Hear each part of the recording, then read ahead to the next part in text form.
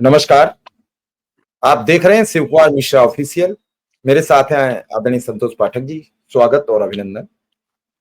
Shiv Kumar Mishra official YouTube platform के तमाम दर्शकों को नमस्कार, आभार। अगले कुछ मिनट तक जुड़े रहिए हमारे साथ, क्योंकि राहुल गांधी एक और बड़ा धमाका करने जा रहे हैं और हम आपको उस धमाके की खबर बताकर इस प्लेटफॉर्म पे एक बड़े धमाकेदार न्यूज बताने जा रहे हैं। जी शिव जी। 144 घंटे बाद राहुल गांधी करेंगे फिर बड़ा धमाका। उनके साथ पहुंचेंगे अखिलेश यादव, उनके पास पहुंचेंगे हेमंत सोरेन, स्टालिन, उनके साथ सिद्धारमैया।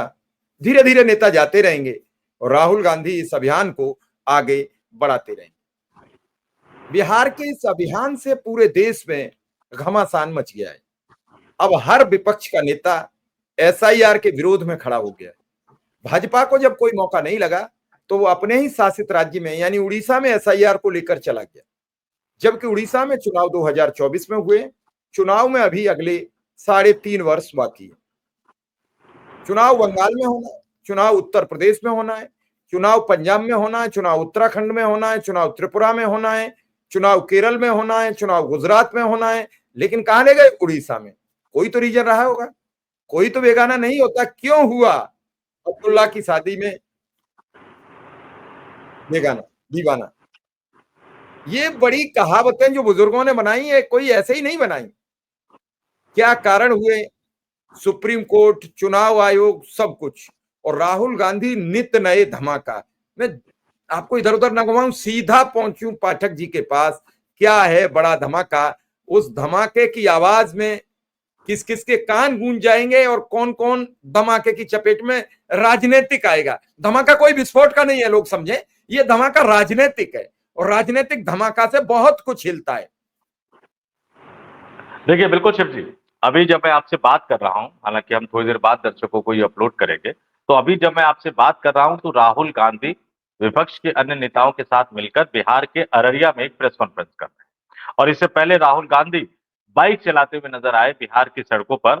और बड़ा दिलचस्प, क्योंकि उनको पता है कि भाई देश के प्रधानमंत्री नरेंद्र मोदी और अमित शाह की नजर उन पर बनी हुई है, तो ऐसे बहुत कम नेता करते होंगे कि बाइक चलाते हुए वो हेलमेट पहने हुए भी नजर आ रहे हैं, ताकि इसको भी कोई मुद्दा ना बनाया जा सके। हालांकि भारतीय जनता पार्टी भी इस तरह से बाइक रैली अगर निकालती है तो कितने नेता उनके हेलमेट पहनते हुए नजर आते हैं, ये आप देख लीजिएगा, कोई भी दर्शक देख सके। आज राहुल गांधी इस ज्वाइंट प्रेस कॉन्फ्रेंस में एक बार बिल्कुल साफ साफ कह दिया कि जो भी मोदी सरकार ने, अमित शाह ने महाराष्ट्र में किया, हरियाणा में किया, जो भी इन्होंने देश के कई अन्य राज्यों में किया, जहां उन्होंने चोरी की, महाराष्ट्र का जिक्र किया, हरियाणा का जिक्र किया, कर्नाटक का जिक्र किया, और उन्होंने सीधे सीधे ये कह दिया कि उनका जो पूरा ध्यान है वो चुनाव आयोग के इस रवैये को बदलने पर है। वो अपने इस काम को छोड़ेंगे नहीं, बिहार में किसी भी हालत में वोट चोरी होने नहीं देंगे। तो ये सीधे सीधे राहुल गांधी ने एक बार फिर से ज्वाइंट प्रेस कॉन्फ्रेंस करके ये ऐलान कर दिया। बिहार की सड़कों पर वो उतर कर संघर्ष कर रहे हैं। लेकिन अब राहुल गांधी ने तू डाल डाल में पात पात के रास्ते पर चलते हुए मोदी सरकार को घेरने की एक और योजना बना ली है। आमतौर पर होता क्या था कि जब भी बड़े दिग्गज नेताओं को इकट्ठा करना होता था, तो विपक्षी राजनीतिक दल क्या करता था, सारे बड़े नेताओं को एक ही दिन बुला लिया करता था, एक ही मंच पर बुला लिया करता था। इस बार राहुल गांधी ने फेज वाइज मोदी सरकार को घेरने की रणनीति अपनाई है और 144 घंटे बाद ही बड़ा धमाका नहीं कर रहे हैं। वो 48 घंटे बाद भी करेंगे, 72 घंटे बाद भी करेंगे, 96 घंटे बाद भी करेंगे, 144 घंटे बाद भी करेंगे। हम 144 घंटे वाला जो हमने थंब बनाया दर्शकों को, वो इसलिए बनाया है क्योंकि 144 घंटे बाद वाकई उस तरह का धमाका होने वाला है। जैसे कहते हैं ना कि सचिन तेंदुलकर और सौरव गांगुली की जो ओपनिंग जोड़ी हुआ करती थी, तो एक बड़ी जोड़ी जो मोदी को हरा चुकी है, वो जोड़ी को वो बिहार की सड़कों पर एक तरह से उतारने जा रहे हैं। 144 घंटे बाद समाजवादी पार्टी के मुखिया अखिलेश यादव, उत्तर प्रदेश के पूर्व मुख्यमंत्री अखिलेश यादव बिहार की धरती पर जा रहे हैं राहुल गांधी और तेजस्वी यादव के वोटर अधिकार यात्रा में शामिल। और ये जोड़ी जब तिगड़ी बनेगी तो किस तरह से मोदी सरकार को फंसाएगी। 2024 के लोकसभा चुनाव को याद कर लीजिए, दो लड़कों की जोड़ी, राहुल गांधी और अखिलेश यादव, उत्तर प्रदेश में क्या कर दिया, नरेंद्र मोदी को अपने जीवन काल में पहली बार अल्पमत की सरकार चलाने पर मजबूर कर दिया। और अब इस जोड़ी में तेजस्वी यादव भी कूद पड़े हैं। तो राहुल गांधी, अखिलेश यादव और तेजस्वी यादव, इन तीनों नेताओं का एक साथ आना, देखिए लालू यादव और मुलायम सिंह यादव दोनों एक मोर्चे में रहे, एक साथ सरकार भी चलाई, कई मौकों पर एक साथ रहे, लेकिन दोनों एक दूसरे का रास्ता काटते हुए नजर आते थे। जब लालू के प्रधानमंत्री बनने का मौका आया, मुलायम सिंह यादव ने नहीं बनने दिया। जब मुलायम सिंह यादव के प्रधानमंत्री बनने का मौका आया, तो लालू यादव ने कह दिया कि किसी को भी बना दूं, लेकिन मुलायम सिंह यादव को मैं प्रधानमंत्री के रूप में स्वीकार नहीं करूंगा। और ऐसे में दो यादव नेताओं को, जो एक दूसरे के पड़ोसी राज्य में रहते हैं, यानी तेजस्वी यादव और अखिलेश यादव, एक मंच पर लाने का कमाल राहुल गांधी करने जा रहे हैं 144 घंटे बाद। और इसका असर सिर्फ बिहार की राजनीति पर नहीं पड़ेगा, इसका असर पड़ोसी उत्तर प्रदेश की राजनीति पर भी पड़ेगा, जहां योगी आदित्यनाथ की सरकार डवाडोल स्थिति में नजर आ रही है पूर्ण बहुमत होने के बावजूद। तो ये धमाका जो 144 घंटे बाद वाला जो धमाका है, ये पटना, लखनऊ और वाया दिल्ली होते हुए नागपुर तक जाएगा, क्योंकि जिस पीडीए की बात कही जा रही है, इस पीडीए अगर अगड़ी जातियां भी जुड़ जाएगी, तो फिर भारतीय जनता पार्टी के लिए अक्टूबर नवंबर में जो बिहार में विधानसभा चुनाव होने वाला है, उसको जीतना बहुत मुश्किल हो जाएगा। और सिर्फ अखिलेश यादव को नहीं जोड़ रहे, पूरा कार्यक्रम जरा मैं आपको बता देता हूं।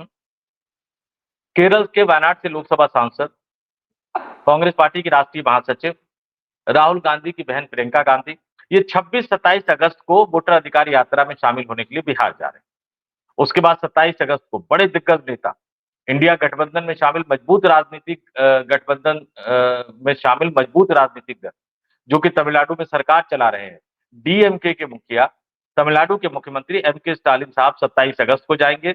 29 अगस्त को कर्नाटक के मुख्यमंत्री, जो कांग्रेसी मुख्यमंत्री है, सिद्धारमैया जाएंगे। और 30 अगस्त को उत्तर प्रदेश के मुख्यमंत्री अखिलेश यादव जाएंगे। और आने वाले दिनों में झारखंड के मुख्यमंत्री हेमंत सोरेन, तेलंगाना के मुख्यमंत्री रेवंत रेड्डी, हिमाचल प्रदेश के मुख्यमंत्री सुखविंदर सिंह सुक्खू भी जाएंगे। और इसके अलावा उद्धव ठाकरे, शरद पवार जैसे नेताओं के भी कार्यक्रम आने वाले दिनों में तय हो सकते हैं। तो ये एक साथ नहीं उतरेंगे, बल्कि बैक टू बैक, एक के बाद एक उतरेंगे। जब तक एक नेता के हमले से संभल नहीं पाएंगे मोदी शाह, तब तक दूसरे बड़े नेता बिहार की सड़कों पर उतरे हुए नजर आएंगे। और मैं फिर बता दूं, जनता के बीच में जाने का कोई विकल्प नहीं होता। अगर कोई नेता सड़क पर उतरता है, तो तय मानकर चलिए कि वो 5, 10, 15 वोट जोड़कर ही जाता है। तो ये सारे नेता कुछ ना कुछ जोड़ कर जाएंगे। और ये सारे नेता चुनाव आयोग, वोट चोरी, एसआईआर अभियान, नरेंद्र मोदी सरकार के रवैये, अमित शाह द्वारा पीएम और सीएम के जेल जाने पर पद छीनने वाला जो विधेयक लाया गया है, इन तमाम चीजों की पोल खोलते हुए नजर आएंगे, इन तमाम चीजों की कलई खोलते हुए नजर आएंगे। और जितनी बार राहुल गांधी बिहार की धरती पर धमाका करेंगे, उतनी बार यहाँ ज्ञानेश कुमार साहब का दिल जो है वो डोलने लगेगा। और जब ज्ञानेश कुमार का दिल डोलेगा, तो घबराहट में वो कहीं और संपर्क करेंगे और वहां से डांट दिए जाएंगे कि तुम्हें जो कहा गया है उतना ही करो, बाकी इधर उधर मत सोचो। क्योंकि ज्यादा सोचोगे तो फिर जगदीप धनखड़ साहब की तरह तबीयत कभी भी खराब हो सकती है। अब धनखड़ साहब को आपने फिर लपेट लिया। अब तो ये हो गया है कि कह देते हैं गांव में, कमजोर बहू सब गांव की भाभी। किसी कमजोर परिवार की बहू है, वो सब गांव की भाभी हो जाती है। अभी कोई भी उदाहरण देना होता है तो धनखड़ साहब का दे दिया जाता है। उन धनखड़ साहब का, जो धनखड़ साहब किसी की सुनते नहीं थे, किसी की मजाल थी जो उनके सामने तेज आवाज में बात कर जाए। उन धनखड़ साहब को आपने इतना असहाय, पीड़ित, कमजोर समझ लिया है कि कोई भी बात हो, कौन कि वही धनखड़ साहब, भाई हाल कर दिया जाएगा तुम्हारा। इतनी गई गिरी पोजीशन होगी, सोचा भी नहीं था। ऐसा 2 जाट नेताओं के साथ इस सरकार ने किया, पहले सतपाल मलिक और दूसरे जगदीप धनखड़। और जाट वोटों के बल पर कई राज्यों में ये सरकार चला रहे हैं। उत्तर प्रदेश में जाट वोटों के दम पर सरकार चला रहे हैं। पहले खुद जाटों के वोट लेकर विधायक जिता लिए, और रहे बच्चे तो जयंत चौधरी को ले आए। राजस्थान में जाट वोटों की दम पर सरकार चला रहे हैं। हरियाणा में जाट वोटों की दम पर सरकार चला रहे हैं। यानी 3 राज्यों के सत्ता के केंद्र बिंदुओं के लीडर को जमीन में मिलाने का काम किया, तो वो पार्टी है भारतीय जनता पार्टी। और साथ में दिल्ली में भी सरकार चला रहे हैं। हाँ, क्षमा चाहेंगे, चौथा दिल्ली हो गया। जो केंद्र बिंदु है उसे तो भूल ही गए। वहां प्रवेश वर्मा को आगे कर दिया गया कि साहिब सिंह बड़े जाट नेता थे, इनके बेटे को कर दो, और मुख्यमंत्री रेखा गुप्ता को बना दिया। प्रवेश वर्मा कहीं के नहीं रहे। केजरीवाल के सामने टक्कर लेने के लिए वो कान से जीतते जीतते जीते हैं। हार जाते तो राजनीतिक कैरियर चौपट होता। जीत गए तो मुख्यमंत्री नहीं बने, हराया मुख्यमंत्री को, जबकि उस सीट पर अरविंद केजरीवाल ने शीला दीक्षित को हराया तो सीट अरविंद केजरीवाल मुख्यमंत्री बने। शीला दीक्षित जीतती नहीं तो शीला दीक्षित मुख्यमंत्री बनी। और फिर प्रवेश साहिब वर्मा का उस पर अपना अधिकार बन रहा था, वो अधिकार उन्हें नहीं मिला। बड़े भारी मन से उन्होंने शपथ ग्रहण की, उन्हें भी जलील किया गया। तो जाटों का काम है प्रयोग किया जाना। संजीव बालियान जाट नाराज थे तो कहा चलो संजीव बालियान को कॉन्स्टिट्यूशन क्लब का अध्यक्ष बनवा देंगे। सोचा कुछ आंसू पूछेंगे, जानबूझकर वहां हरवा दिया ले जाते। अगर अमित शाह अपनी पे आ जाते तो क्या पाठक जी समझ रहे हैं कि हार जाते चुनाव? भाई जिस देश में चाणक्य के नाम से मशहूर हो, चाणक्य कहे जाते हो, वहां 1000 वोटों में चाणक्य भूल गए। आप लाखों वोटों का जिक्र, नहीं, करोड़ों का। इसमें मैं दर्शकों को बड़ी दिलचस्प चीज बता देता हूँ। जो यूपी और बिहार में अखिलेश यादव और तेजस्वी यादव से बूथ लेवल पर गलतियां हुई थी ना, वही गलती अमित शाह से हो गई कॉन्स्टिट्यूशन क्लब। आखिरी दिन जब बीजेपी को लगा कि Congress party, Samajwadi party, TMC, DMK के सांसद वोट करेंगे और जाके वो राजीव प्रताप रूडी को जिताएंगे, तो आखिरी दिन शाह के खेमे के लोग जागे। शाह के कुछ करीबी नेताओं ने सांसदों को फोन घुमाना शुरू कर दिया कि जाइए वोट देके आइए। तो पता लगा कि भारतीय जनता पार्टी के ज्यादातर सांसद कॉन्स्टिट्यूशन क्लब के सदस्य ही नहीं बने। उस दिन पता लगा कि भारतीय जनता पार्टी के ज्यादातर सांसद कॉन्स्टिट्यूशन क्लब के सदस्य नहीं बने, तो खेला हो नहीं पाया। हाँ, उनके बाद सभी सांसदों को कह दिया गया है कि जल्दी जल्दी जो फीस जमा करनी है, कुछ हजार रुपए की फीस है शायद, वो जमा करके तुरंत जाके सदस्य बनो, अगली बार हमें जीतना है। तो इस बार गलती हो गई। उनको ये यकीन ही नहीं था कि कांग्रेस पार्टी साथ दे सकती है। और राहुल गांधी ने चुनाव जीतने के बाद बाकायदा जब संसद भवन पहुंचे वो, तो मीडिया को बाइट दे रहे थे। अचानक राजीव प्रताप रूडी दिखे, तो उन्होंने मीडिया को बाइट देना रोक के रूडी को बुलाया और बधाई दी, और रूडी ने थैंक यू भी कह दिया। तो वो बधाई देना और रूडी साहब का थैंक यू कहना, ये अपने आप में बहुत कुछ बता के चला जाता है। पाठक जी, एक मैं बड़ी गंभीर बात कह दूंगा कि इस समय राजपूतों के नेता के रूप में बिहार में देखे जाते हैं राजीव प्रताप रूडी। खास करके जिन जिलों में आप चूंकि बिहार के रहने वाले हैं, पूर्व में, अब तो दिल्ली के निवासी हो गए, सिवान, गोपालगंज, महाराजगंज, छपरा, पटना, मुजफ्फरपुर, इधर ही राजपूतों का वोट ज्यादा है। आगे बढ़ते हैं बिहार में तो भूमियार का वोट हो जाता है, और भूमियार राजपूत वो राजपूतों के ही अंडर में आते हैं, वो उसी हिसाब से वोट करते हैं। ये संदेश आपको याद होगा कि योगी ने लोकसभा के चुनाव में चला गया कि भाजपा राव, योगी से बैर नहीं, और योगी से बैर नहीं, मोदी को ठौर नहीं। मोदी का क्या नुकसान हुआ? अगर ये संदेश बिहार के चुनाव में चला गया कि बिहार के व्यक्ति को तो ये कहीं बढ़ने देना नहीं चाहते हैं, तो क्या नुकसान हो सकता है? विधानसभा में बड़ा नुकसान हो जाएगा। इधर राहुल गांधी रोज घर घर जाके बता रहे हैं तुम्हारा तो वोट ही चोरी कर लिया गया है। आज एक बड़ी मजेदार मैं सोशल मीडिया पे बात देख रहा था, कुछ लोग कह रहे थे, राहुल गांधी बार बार कह रहे हैं कि जो लोग कांग्रेस को वोट देते हैं उनके वोट काटे जा रहे हैं। इसका मतलब ये 65 लोग ही वोट देते थे कांग्रेस को। आदमी बाल में से खाल निकालता है क्या? जब 2004 में और 2009 में जब हारे, और लालकृष्ण आडवाणी ने और बीएल नरसिम्हा ने एक किताब लिखी ईवीएम पर, तो क्या वो हारने की डर की वजह से लिख दी? चुनाव तो जीती थी बीजेपी, कई सांसद चुने गए थे, सैकड़ा से ऊपर थे। कांग्रेस के तो सैकड़े से नीचे आज भी है। पूजा 3 प्रकार की, छोटी बड़ी मझोल, जब जैसा मौका लगे वैसा बिस्तर खोल। यानी जब जैसी बात लगे तब ऐसे अपने आप को ढाल लो।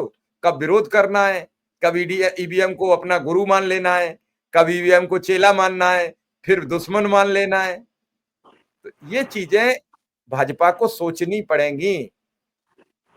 10 वर्ष हो गए हैं, जनता परिणाम मांग रही है। परिणाम आपके पास सिर्फ एक ही है, हिंदू और मुसलमान। वोट चोरी, ईवीएम से घपला। अरे अनिल मसीह के खिलाफ आपने क्यों नहीं कार्रवाई की? आपका सरकार का कर्मचारी था, किसने रोका आपको? क्या कोर्ट ही करेगा सारे काम? क्या आपने सरेआम दूध की मक्खी निकल ली? अरे आपके चुने हुए मेयर ने इस्तीफा क्यों नहीं दिया जब अनिल मसीह का वीडियो वायरल हो गया? कोर्ट ने जब इस्तीफा कराया, कोर्ट ने पुनः चुनाव का आदेश दिया। अब हर काम अदालत में होगा। एसआईआर को अदालत ने कहा कि आधार कार्ड मान लो, आपने कहा नहीं मानते, आंख बिगाड़ी तो उन्होंने कहा मान लेंगे। तो अब दबंगई से ही करोगे सारे काम।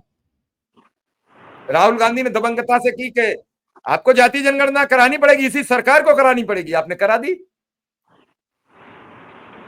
उनका एसआईआर रोको, आप नहीं रोक रहे हो और रोकना भी पड़ेगा आपको। अरे जब आप 60 और 61 की करा चुके हो, 70 की करा चुके हो, तो अब कराने की क्या जरूरत है? मैं थोड़ी कह रहा हूं, गृह मंत्री जी कह रहे हैं। संतोष पाठक जी, मेरा एक आपसे सवाल है बड़ा गंभीर। ये सब जब नेता जाएंगे तो बिहार में माहौल क्या बनेगा? देखिए बिल्कुल शिव जी, सबसे पहले तो मैं जरूर देश की राजधानी दिल्ली मेरा कर्म भूमि है।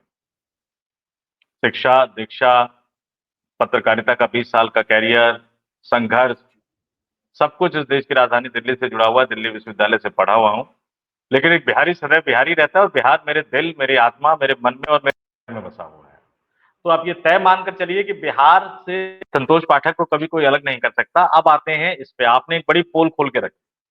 आज राहुल गांधी पर सवाल उठाने वाले लोगों को ये पता नहीं होगा कि इस देश में ईवीएम पर सबसे पहले सवाल उठाया था लाल कृष्ण आडवाणी ने, भारतीय जनता पार्टी के संस्थापक लाल कृष्ण आडवाणी ने। और इस देश में ईवीएम को गलत बताते हुए, ईवीएम को सबसे बड़ा त्रुटि, सबसे बड़ी गलती बताते हुए जिस व्यक्ति ने किताब लिखी थी, उनका नाम था GVL नरसिम्हा राव, जिन्हें भारतीय जनता पार्टी ने बाद में राज्यसभा भेजा, सांसद बनाकर राष्ट्रीय प्रवक्ता बनाया।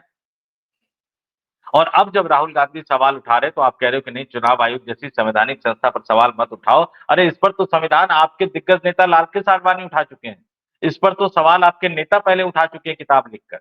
और ज्यादा नहीं तो आप चले जाइए 2002, 2007, 2012 के गुजरात विधानसभा चुनाव। क्या क्या कहा था नरेंद्र मोदी ने उस समय चुनाव आयोग को लेकर और देश के मुख्य चुनाव आयुक्त को लेकर। देश के मुख्य चुनाव आयुक्त का धर्म तक चुनावी सभाओं में वो बताते थे। इससे पहले किसी ने नहीं देखा होगा कि एक सिटिंग मुख्यमंत्री अपने राज्य के विधानसभा चुनाव में देश के मुख्य चुनाव आयुक्त का धर्म बताते हुए नजर आए, उस तरह से पूरा नाम बोलते थे। आज ये सीख दे रहे हैं। अब आते हैं बिहार पर। राजीव प्रताप रूडी के साथ जो व्यवहार किया गया, निश्चित तौर पर ये बिहार के उनके जाति वर्ग के मतदाताओं को नहीं, इस बीच में मैं आपको बता दूं कि राजीव प्रताप रूडी जातियों के वर्ग से परे हटकर पूरे बिहार में एक अभियान चला रहे थे, आंदोलन चला रहे थे, बिहार को एक नया बिहार बनाने।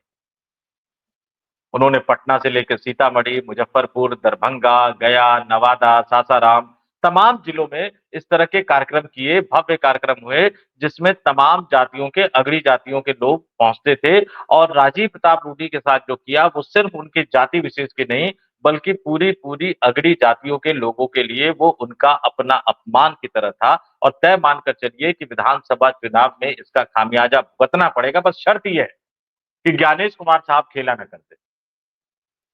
अब मशीन कौन जीतेगा? वो तो फिर आप किसी को भी वोट डाल के आइए, जैसे राहुल गांधी कहते हैं किसी को भी वोट डाल के आइए, जाएगा एक ही जगह। तो अब राहुल गांधी ने आज की प्रेस कॉन्फ्रेंस कर दी है कि हम बिहार में किसी भी तरह से वोट चोरी नहीं करने देंगे। तो जातियों की गोलबंदी भारतीय जनता पार्टी के खिलाफ हो रही है। लेकिन एक एक बूथ पर अगर नजर रख पाएंगे विपक्षी राजनीतिक दल, तो निश्चित तौर पर इसका असर चुनावी नतीजे में भी नजर आएगा। और नहीं तो फिर जैसे 243 सदस्यीय विधानसभा में एनडीए के प्रधानमंत्री नरेंद्र मोदी और अमित शाह ने 225 सीटें जीतने का टारगेट रख दिया है। हंसीएगा मत। 243 सदस्यीय बिहार विधानसभा में 225 सीट जीतने का टारगेट नरेंद्र मोदी और अमित शाह ने रख लिया है। लोग मजाक में सोशल मीडिया में पूछ रहे थे जब ये टारगेट आया, तो भाई बाकी 18 सीटें तेजस्वी यादव, राहुल गांधी, मुकेश सहनी, दीपांकर भट्टाचार्य, सीपीआई और सीपीएम के लिए क्यों छोड़ दिया? वो भी 18 सीट रख लेते, 243 में से 243 ही जिता लेते, पूरी की पूरी बिहार विधानसभा अपनी हो जाती। तो इस तरह का टारगेट आप तभी रखते हैं जब कुछ न कुछ तो होने वाला होता है या कुछ न कुछ किए जाने वाला होता है। हालांकि जिस तरह से चुनाव आयोग के एसआईआर अभियान के खिलाफ सुप्रीम कोर्ट ने लताड़ लगाई, राहुल गांधी समेत पूरा का पूरा विपक्षी इंडिया गठबंधन वहां जुटने जा रहा है। 144 घंटे बाद बड़ा धमाका होने जा रहा है। उन धमाकों को देखते हुए अगर विपक्षी राजनीतिक दल बूथ तक पर जाकर अपने आप को मजबूत कर पाए, तो बिहार क्रांति की धरती रही है शिव जी। देश आजाद कराने के लिए जब महात्मा गांधी आए, पूरे देश को समझा उन्होंने, लेकिन अपने पहले आंदोलन की शुरुआत उन्होंने बिहार के चंपारण से की। चंपारण की ऐतिहासिक धरती, बिहार की धरती ने मोहनदास करमचंद गांधी को महात्मा गांधी बनाने में एक बड़ा योगदान दिया था। उसी बिहार की धरती से डॉक्टर राजेंद्र प्रसाद निकले, संविधान सभा के ड्राफ्ट कमेटी के चेयरपर्सन थे। आगे जाकर वो देश के पहले राष्ट्रपति बने, 2 कार्यकाल तक वो देश के राष्ट्रपति रहे। अपने मिजाज के कारण, लोकतांत्रिक मिजाज के कारण उन्होंने उस समय की जवाहरलाल नेहरू सरकार के कई फैसलों की आलोचना की। ये उस समय का लोकतांत्रिक माहौल था कि आप प्रधानमंत्री के फैसले की आलोचना कर सकते थे, लेकिन कोई आपको देशद्रोही नहीं कहता था। आज तो कर लीजिए, आप तुरंत देशद्रोही हो जाएंगे अगर प्रधानमंत्री के फैसले की आलोचना करते हैं। आपातकाल के खिलाफ जो आंदोलन का बिगुल बजा था, वो भी बिहार की धरती से बजा था, और बिहार ही इस बार बदलाव का बिगुल बजाने जा रहा है, क्योंकि बिहार में सरकार बदली, बिहार में परिवर्तन हो गया, तो फिर केंद्र में नरेंद्र मोदी सरकार के टिके रह पाना, बच पाना, बन पाना, बचे रह पाना, सरकार चला पाना बहुत ज्यादा संभव नहीं रहेगा। चलिए, आप ठीक कह रहे हैं। देखना है कि एक अंतिम सवाल आपसे कि इस पूरे जो आपने अभी बताया 144 घंटे के इस बीच में कौन कौन नेता पहुंच रहे हैं बिहार? देखिए, इस बीच में तमाम बड़े दिग्गज नेताओं का कार्यक्रम है। एक बार मैं और दोहरा देता हूं कि ये तमाम पूरा टाइमलाइन बता देता हूं मैं। 26-27 अगस्त को प्रियंका गांधी जा रही हैं, और 27 अगस्त को प्रियंका गांधी के साथ ही प्रियंका गांधी, राहुल गांधी और तेजस्वी यादव के साथ ही मंच पर तमिलनाडु के मुख्यमंत्री डीएमके के नेता एमके स्टालिन भी रहेंगे। ज्यादा संभावना है कि लालू यादव भी अस्वस्थ होने के बावजूद भी उस दिन वो आपको मंच पर नजर आएंगे। 29 अगस्त को कर्नाटक के अपने ही कांग्रेस के मुख्यमंत्री सिद्धारमैया साहब को बुला लिया गया है, और 30 अगस्त को अखिलेश यादव जाएंगे, और उसके बाद हेमंत सोरेन साहब, उनके पिता की अभी अभी कुछ दिन पहले मृत्यु हुई थी शिबू सोरेन साहब की, तो हेमंत सोरेन साहब का कार्यक्रम अभी तय होना है। इसके अलावा रेवंत रेड्डी का कार्यक्रम तय होना है, हिमाचल प्रदेश के मुख्यमंत्री का कार्यक्रम तय होना है, और शरद पवार भी बहुत ज्यादा बुजुर्ग हो गए हैं, लेकिन उनके कार्यक्रम को लेकर भी बातचीत जारी है। उद्धव ठाकरे के कार्यक्रम को लेकर भी बातचीत जारी है, और इसका असर सिर्फ बिहार के विधानसभा चुनाव तक ही पड़ेगा, ये तय मानकर मत चलिए, उपराष्ट्रपति चुनाव में भी पड़ेगा, क्योंकि विपक्षी गठबंधन की एकजुटता एक तो क्रॉस वोटिंग रोकेगी, और अगर विपक्षी गठबंधन ने अपनी क्रॉस वोटिंग रोक ली, तो दूसरी तरफ तो बैठे हुए हैं ना जाट सांसद और योगी आदित्यनाथ और कई अन्य लोग, उनकी अंतरात्मा अगर जाग गई और देश हित में उन्होंने मतदान करने का फैसला कर लिया, तो फिर उपराष्ट्रपति चुनाव से ही खेला शुरू हो जाएगा। फिर तो अक्टूबर नवंबर तक का इंतजार मत कीजिए, 9 सितंबर को ही एक बड़ा खेला हो जाएगा, और 9 सितंबर के बाद ही गद्दी हिलने लगेगी। दिल्ली का जो तख्त है वो तख्त हिलने लगेगा। रेड्डी नाम के सांसद भी तो बहुत है पक्ष विपक्ष में। अगर बिल्कुल, उन्हीं की आत्मा जाग गई, उन्हीं की आत्मा जाग गई, बिल्कुल रेड्डी भी है, सिंह भी है। तो देखिए, इंतजार करना पड़ेगा। हालांकि पहली बार चंद्रबाबू नायडू सफाई देने आए हैं, कुछ तो राज है। आदमी सफाई कब देने आता है? जब दबाव होता है। उन्होंने कहा तुम सफाई दो, नहीं तो अगर तुम ऐसा नहीं करोगे तो सफाई दो। अच्छा, राजनीति में जब तक हम गठबंधन से अलग नहीं होते तब तक तो हम सफाई देते हैं। आपको याद होगा बिहार में उधर इस्तीफे की चर्चा हो गई थी नीतीश की, यहाँ ललन बाबू तब भी कह रहे थे हम इंडिया गठबंधन के सदस्य हैं, हम साथ हैं।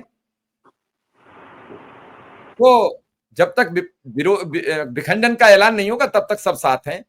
लेकिन अब बड़ी खबर यह है कि अब बुलेट की आवाज कहां तक जाएगी। बुलेट आज चल पड़ी है, हेलमेट लेकर चल पड़ी है। उस दौरान एक व्यक्ति ने आकर राहुल गांधी पर हमला करने का भी प्रयास किया, पता नहीं वो हमलावर था कौन था। लेकिन गांधी परिवार और अन्य दलों की नेताओं में यही अंतर है। अखिलेश यादव हैं, तेजस्वी यादव हैं, स्टालिन हैं, ये भीड़ में चले जाते हैं। भाजपा के नेता भीड़ में जाने की हिम्मत नहीं रखते हैं, वो नहीं रिस्क लेते हैं। तो भीड़ में जाने वाला कुछ भी हो सकता है। राहुल गांधी ने अपनी दादी को गवाया, अपने पिताजी को बचपन में खोया है, तो इस चीज को उनसे बेहतर कौन समझेगा। लेकिन फिर भी मेरी सलाह है कि खुद को सुरक्षित रखें। मैं सभी नेताओं से ये बात कह रहा हूं कि भीड़ में जाना एक अच्छी बात नहीं होती है, लेकिन खुद को सुरक्षित रखना एक अच्छी बात होती है। तो चलिए, आपका बहुत बहुत आभार, बहुत बहुत धन्यवाद। स्पेशल कवरेज न्यूज और शिव कुमार ऑफिशियल दोनों के दर्शकों से ये हमारा अनुरोध और अपील है कि इस चैनल को भी सब्सक्राइब करते रहिए। आपने जो हौसला दिया है बहुत अच्छा है, और ऐसे ही हमारे साथ बने रहें कि इतने कम समय में जो आप हमें उपलब्धि हासिल करा रहे हैं, जल्दी ये आंकड़ा हमारे यहाँ भी पहुंचे और हम लोग मिलकर 2-3 जगह आपको प्रोग्राम देते हैं। हम सब चाहेंगे कि उन 2-3 जगह भी आप अपनी सहभागिता करें, चाहे वो संतोष पाठक ऑफिशियल हो या फिर शिव कुमार मिश्रा ऑफिशियल हो, स्पेशल कवरेज न्यूज हो। एक और नया चैनल हम जल्द लाने वाले हैं दोनों लोग मिलकर, और उसमें सिर्फ बात करेंगे हम सामाजिक, सिर्फ सामाजिक, पॉलिटिकल कोई नहीं होगी, कि लोगों को जीवन जीने का अवसर कैसे मिले, बेरोजगारी कैसे खत्म करें, उस पर कई मुद्दों पर अभी हम मन बना रहे हैं कि आगे क्या करेंगे। फिलहाल इस प्रोग्राम में इतना ही। संतोष पाठक जी का आभार, धन्यवाद और नमस्कार। बहुत बहुत धन्यवाद शिव जी, और तमाम दर्शकों से अपील, आग्रह, जुड़े रहिए हम लोगों के साथ। आपका साथ हमारी पूरी टीम का हौसला बढ़ाता है। तो एक बार फिर से आपके प्रति आभार और बहुत बहुत धन्यवाद। नमस्कार।